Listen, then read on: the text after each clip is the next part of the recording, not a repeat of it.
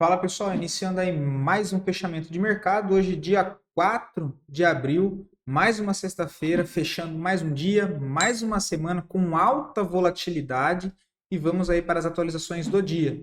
Lembrando que se você ainda não é inscrito no canal, inscreva-se aqui embaixo e caso goste do conteúdo, considere aí deixar o seu like, porque ajuda muito o meu trabalho desse lado. Beleza? E lembrando que sempre fico à disposição de vocês também lá pelo meu Instagram.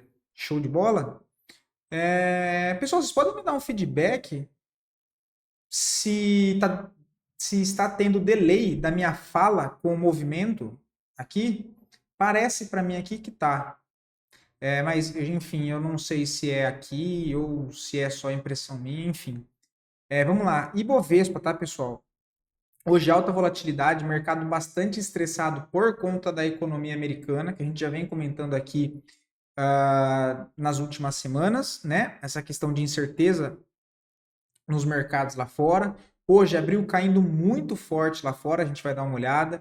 E nossa bolsa cai também forte. No curtíssimo prazo, acaba deixando aquela expectativa do pivô de alta um pouco mais para depois. Mas, apesar dessa forte queda de hoje, a gente ainda tem uma estrutura de alta. Por quê? Temos essa linha de tendência de alta nessa região. Então, apesar dessa forte queda hoje, de 3% até o momento, faltam alguns poucos minutos para o fechamento do pregão, a gente ainda trabalha em cima dessa linha de tendência. Tá? Então tem que ficar atento ao quê? Não só ao rompimento dessa linha de tendência de alta de curto prazo, mas como a esse fundo aqui, olha. Esse fundo agora passa a ser o fundo mais importante aí para nossa bolsa, que é a região aqui do 122, 123, tá? Olha, toda essa região aqui, esse número de força, olha, foi fundo aqui, né? Resistência aqui, então uma zona aqui muito importante para nossa bolsa.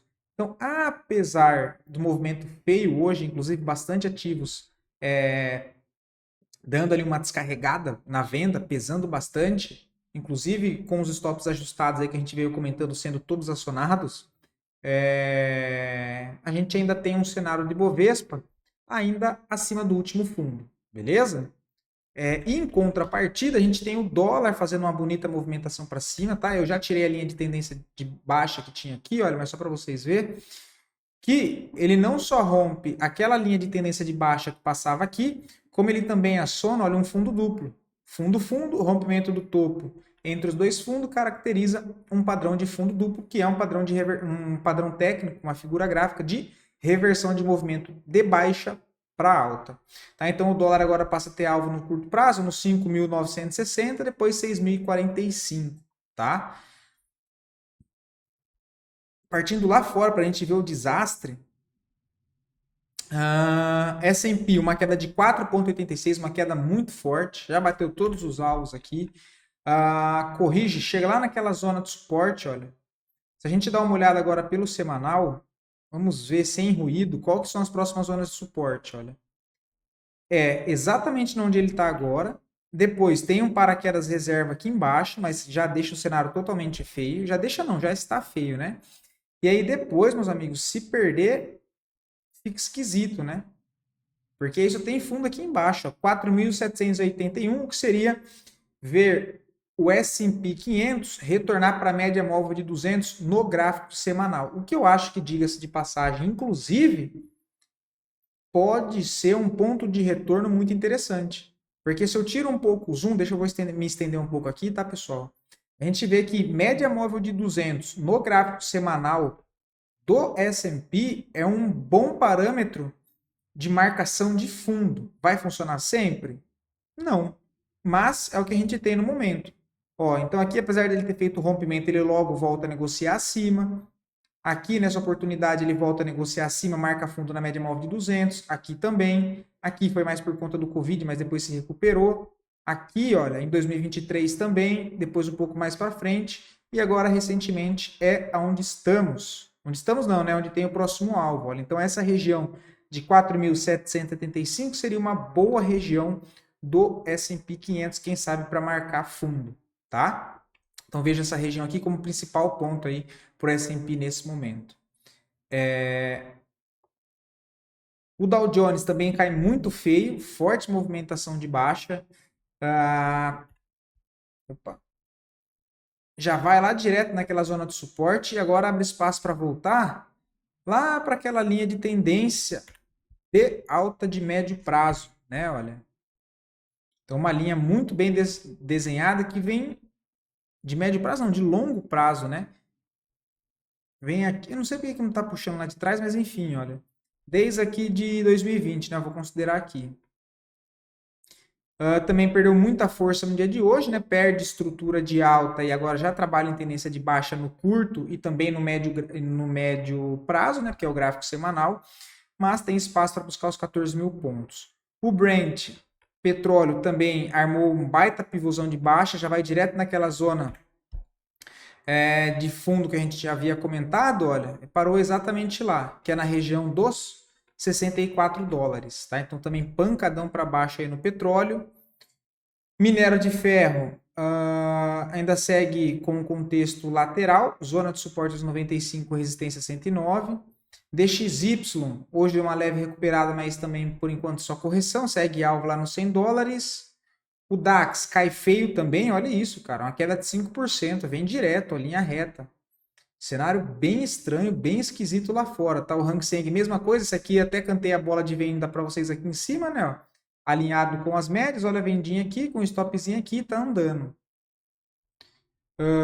Bolsa da Rússia segue caindo, expectativa é que volte lá para o fundo dos 2.400.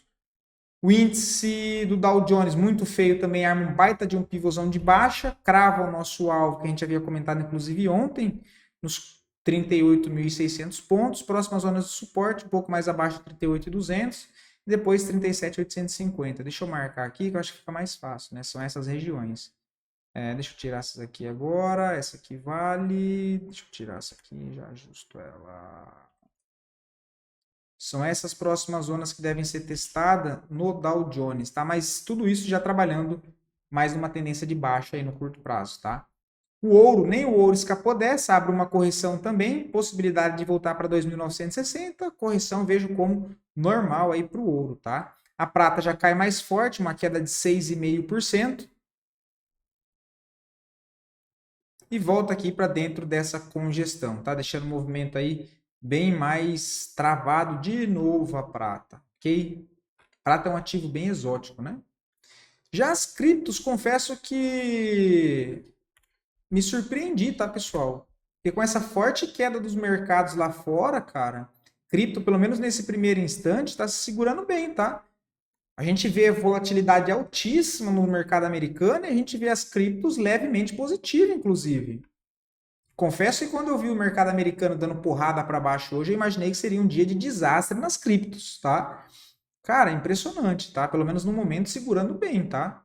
É um ponto aí de atenção. A gente tem o Bitcoin segurando nessa região, né? Se ele vem aqui e rompe essa região, imagina, arma um pivô de alta enquanto o mercado americano caindo.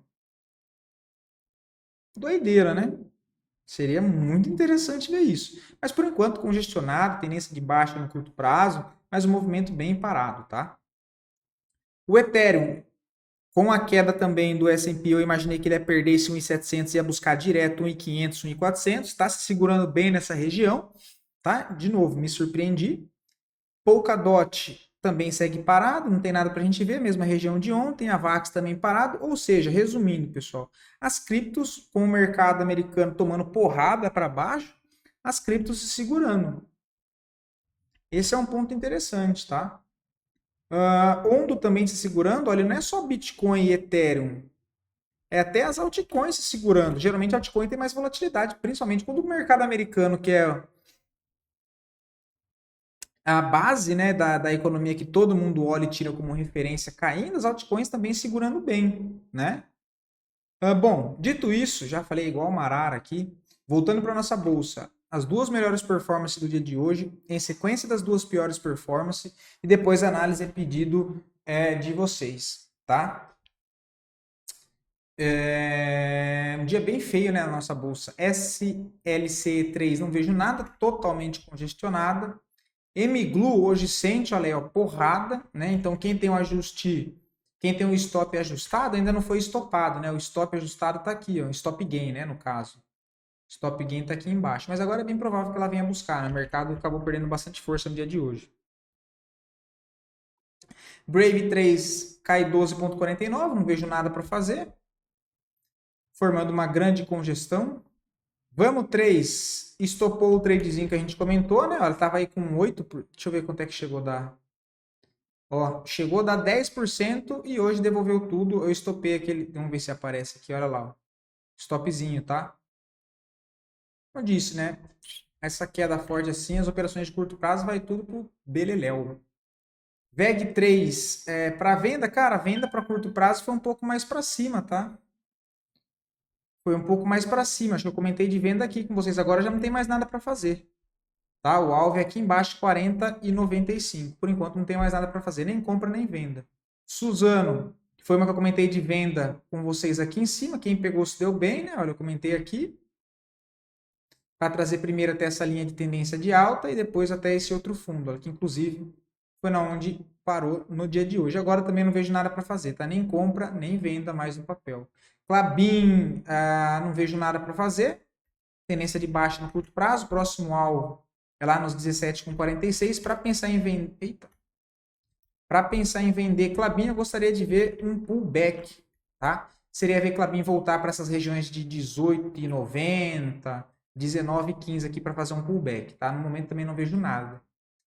ISAE 4 acionou uma venda. Hoje eu tinha comentado de venda, acho que aqui em cima, agora eu não me lembro. Hoje aciona mais uma venda, que inclusive é a venda de correção, né? Olha. Corrige uma barra, testa as 3 médias, perdeu mínima venda, stopzinho aqui em cima. Tá o alvo lá embaixo nos R$21. Mas também nada demais.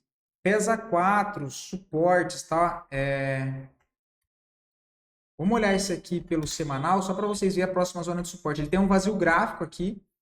Se ele perde a região dos 6,70, fica bem feio para a FESA 4, tá? Abaixo de 6,70, a FESA 4 não tem zona de suporte. Ela entra numa região de vazio gráfico, tá? Que é essa região aqui, olha.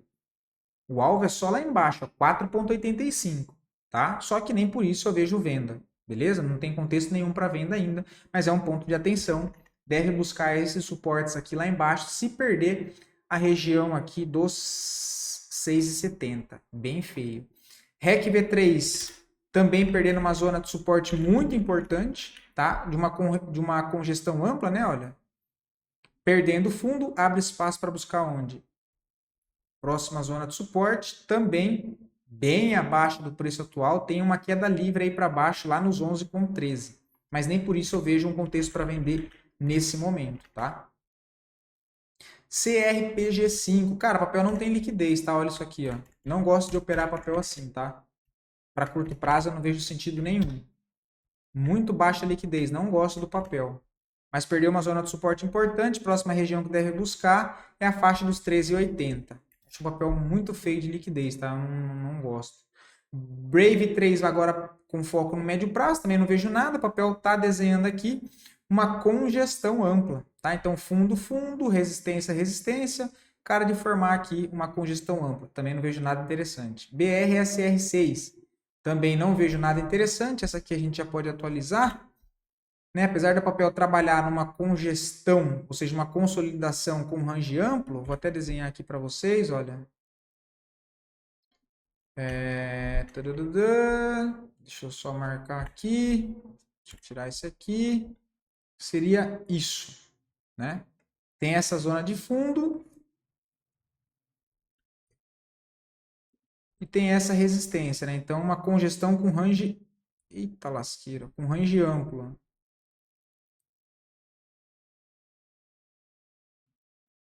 Muito feio também o papel, tá? Não vejo nada. Para médio prazo, só se voltar para 9,50 e se segurar nessa região. Porque de fato o papel trabalha sem tendência, tá? Não gosto. E BRAP 4 também, essa aqui é igual, mesmo gráfico parecido de Vale, né? Mesma empresa, basicamente. Mesmo controlador, né? Não vejo nada, cara. Faz um ano que eu não abro operação em BRAP 4. Tá papel totalmente congestionado com range amplo, assim, sinceramente, nada interessante, tá? Nada que me agrade. Reforçando, pessoal, acho que agora é o momento das operações que foram feitas ajuste stop, estopadas no dia de hoje. Um momento de calma, tá? Deixa passar essa volatilidade, não sai abrindo a operação como louco, né? Os stops que estavam posicionados, tanto stop gain quanto stop loss, para curto prazo, a maioria hoje é bem provável que tenha sido acionado, tá?